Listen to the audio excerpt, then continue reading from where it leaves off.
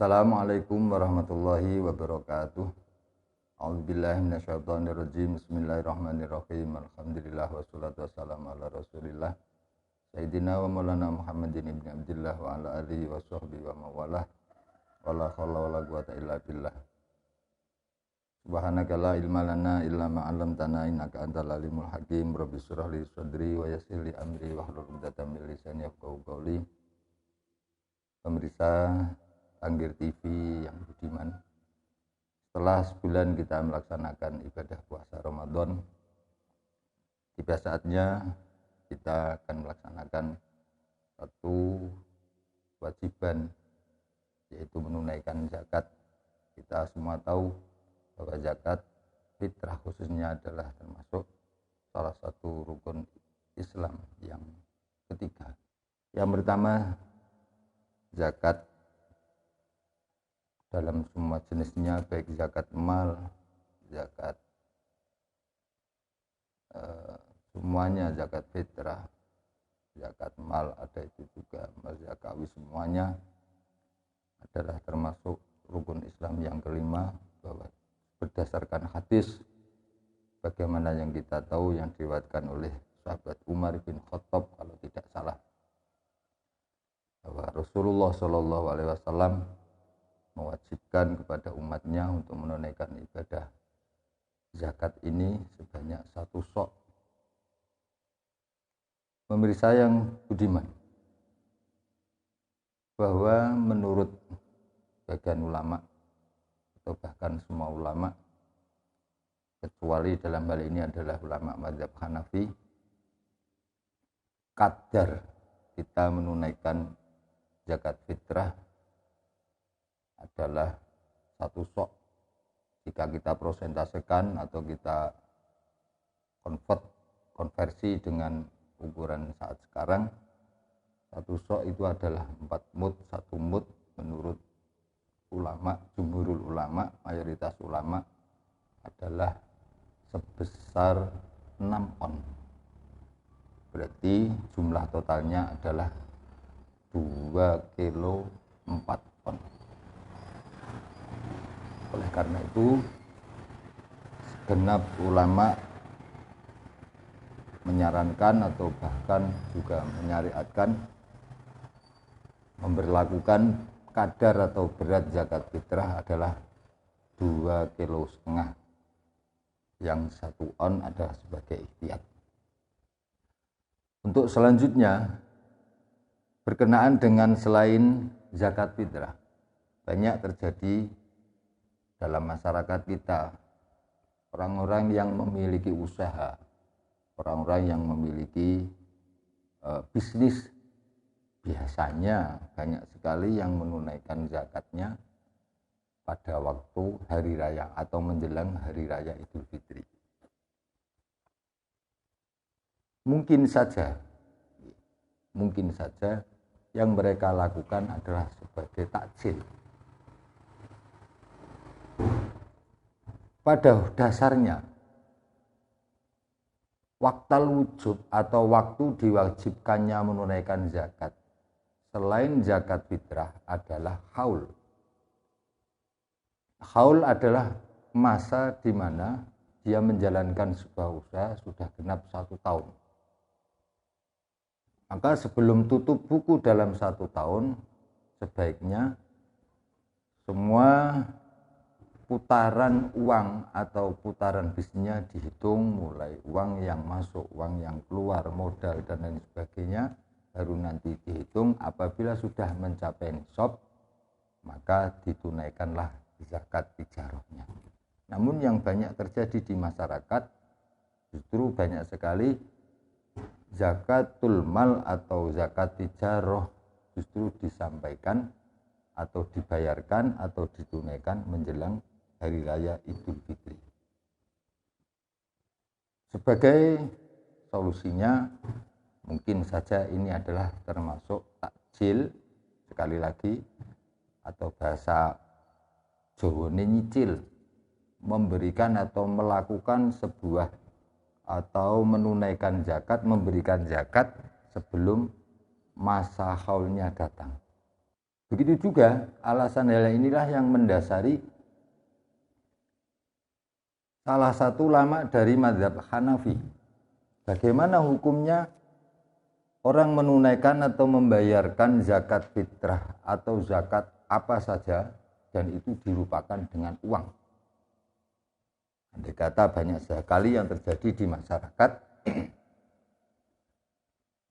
bahwa salah satu atau mungkin ada sebagian orang yang tidak memiliki beras, taruhlah misal seperti itu, atau mungkin belum slab, atau mungkin dia belum beli, akhirnya dia datang kepada mustahik hanya dengan membayar uang. Oleh karena itu perlu kami sampaikan, boleh kita menunaikan zakat fitrah dengan memakai uang, ikut atau taklid pada mazhab Imam Hanafi, karena beliau dalam mazhab Hanafi mempunyai dasar bahwa memberikan zakat dengan berupa uang akan terasa manfaatnya bagi mustahik.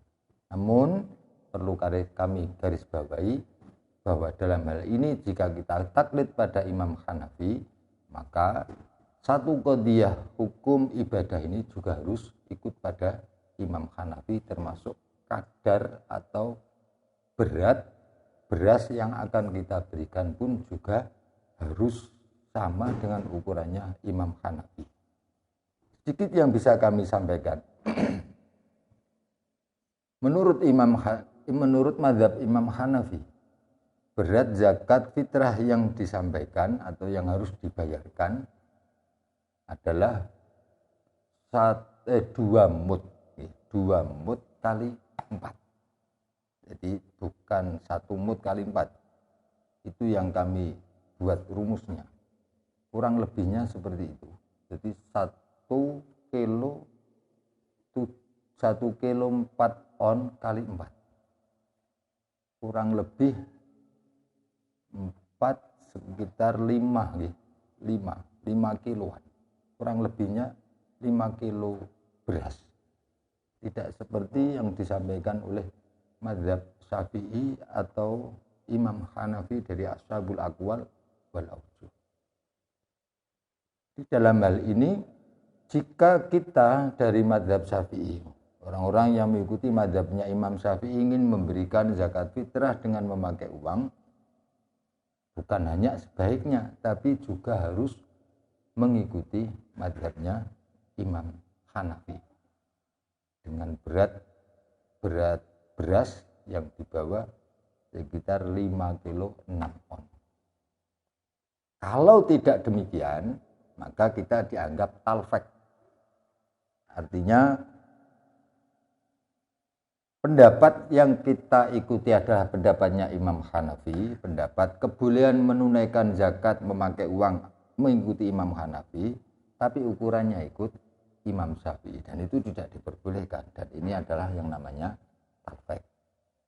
Jika memang kita ingin memberikan zakat dengan memakai uang, maka mulai dari awal, artinya ukurannya semuanya juga harus ikut mazhabnya Imam Hanafi. Apabila dirasa berat, ini yang menjadi masalah.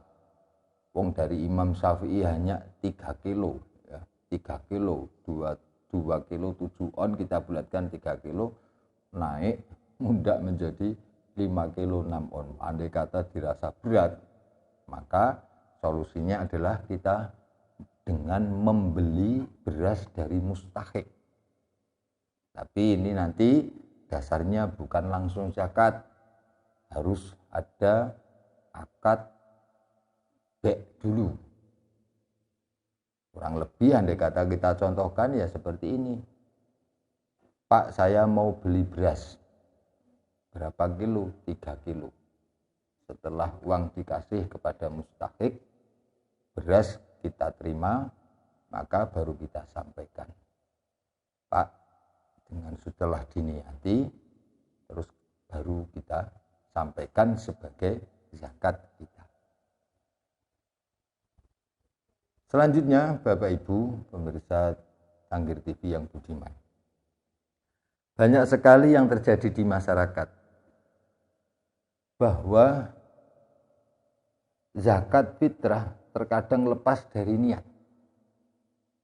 Oleh karena itu perlu kami sampaikan bahwa zakat ini kita tahu zakat adalah termasuk rukun Islam. Tidak ubahnya seperti kita melaksanakan sholat, tidak ubahnya seperti kita melaksanakan puasa, bahkan haji.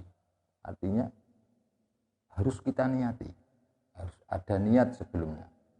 Berdasarkan hadis dalam Arba'in Nawawi, siapapun tahu berdasarkan kaidah fikih al-umur bima qasidiha, dalam hadis yang diriwayatkan oleh sahabat Umar bin Khattab, innamal a'malu binniyat, bahwa segala sesuatu ubudiyah harus kita dasari dengan niat. Tidak ubahnya seperti sholat, zakat pun juga sama. Namun yang banyak terjadi di masyarakat, seorang istri enggan untuk meniati zakatnya sendiri. Mereka merasa ini adalah beban dari seorang suami. Maaf, zakat tak ubahnya seperti sholat. Tidak mungkin seorang istri menjalankan sholat tapi yang meniatkan adalah suaminya. Maka siapapun kita dari orang-orang yang sudah memenuhi syarat sahnya melakukan ibadah, maka dia harus melakukannya itu sendiri. Kecuali jika itu anak dan dia belum mencapai umur baligh, belum mukallaf, maka walinya lah yang meniatkan. Ada dua sigot, namun kita anggap sama. Sigot untuk niat untuk menunaikan zakat dari dirinya sendiri. Bisa kami contohkan, bismillahirrahmanirrahim, nawaitu an uaddiya zakatal fitri an nafsi fardhon lillahi ta'ala. Atau ada sebagian kiai, sebagian ulama subuh yang mengajarkan dengan sigot nawaitu an ukhrija zakatal fitri an nafsi fardhon lillahi ta'ala. Mungkin sebagai itu yang kami sampaikan. Kemudian berkenaan dengan waktu kita menyampaikan, memberikan zakat itu kepada mustahik. Ada hal yang perlu kita sampaikan. Tidak semata-mata terus kita bawa beras, terus kita sampaikan dengan tidak mengucapkan sepatah kata apapun. Bahwa sebaiknya dalam kita menyampaikan beras, menyampaikan zakat, kita memberikan satu ijab. Contoh seperti ini. Pak, ini zakat fitrah saya. Saya sampaikan, saya berikan kepada sampean atau yang lain sebagainya. Atau bila mana itu adalah zakat dari anaknya atau istrinya, maka juga harus diucapkan, Pak, ini zakat fitrah istri saya atau anak saya berikan kepada sampean dan lain sebagainya. Karena saya rasa ini adalah mempengaruhi dengan keabsahan zakat kita. Menurut pandangan kami, zakat ini adalah sebuah ibadah yang terjalin di antara tidak hanya kita dengan Allah sebagai bentuk ubudiyah maliyah, tapi ini menyangkut antara makhluk dengan makhluk yang lain, antara muzaki dan mustahik.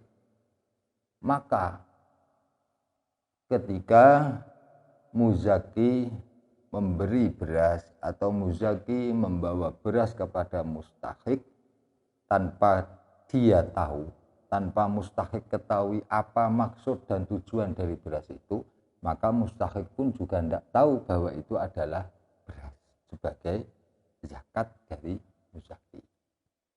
Maka bisa kita nalar secara rasio. Jika mustahiknya tidak merasa menerima zakat, maka zakat dari muzaki bisakah kita anggap sah?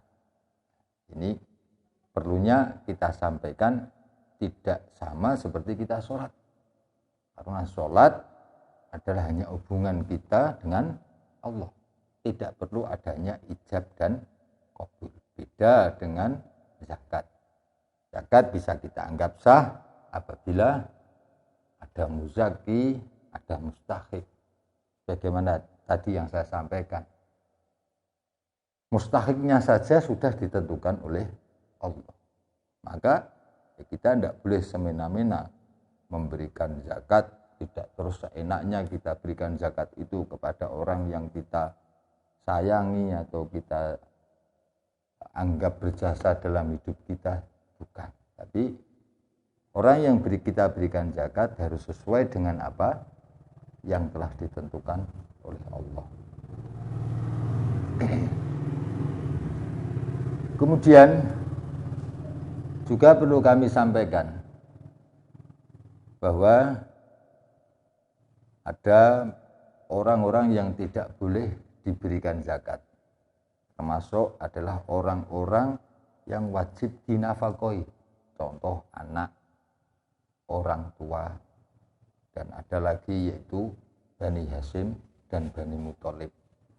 Kita tidak boleh memberikan zakat kita kepada orang tua kita atas nama fakir dan miskin.